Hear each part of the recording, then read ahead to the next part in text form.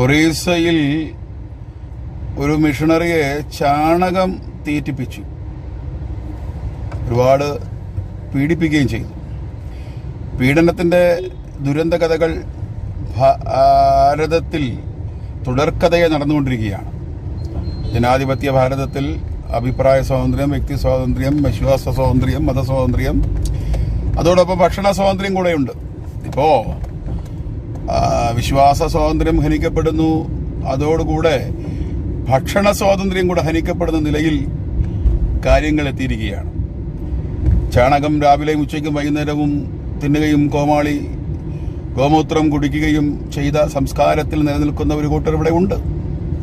അപ്പോൾ അവരുടെ പ്രിയപ്പെട്ട ഭക്ഷണത്തെ മറ്റുള്ളവർക്ക് പ്രിയപ്പെട്ട ഭക്ഷണമായി അവർ ഏറ്റെടുക്കണമെന്ന നിലയിൽ ചാണകത്തെ അവരുടെ വായിൽ കുത്തി നിറച്ച ഒരു പൈശാചികമായ, ഒരു മൃഗീയമായ ഒരവസ്ഥയ്ക്ക് കഴിഞ്ഞ നാളുകളിൽ ഈ ഇന്ത്യ സാക്ഷ്യം വഹിക്കപ്പെട്ടിരിക്കുകയാണ്.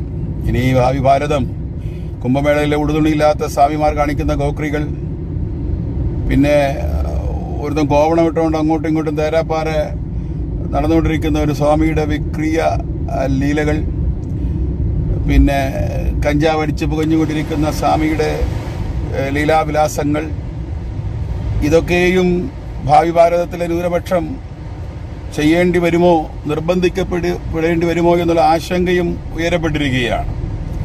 അതല്ല, അത് കഴിഞ്ഞിട്ട് ഇനി മനുസ്മൃതിയിലേക്ക്, ഭരണഘടനയിലിരുന്ന് മനുസ്മൃതിയിലേക്ക്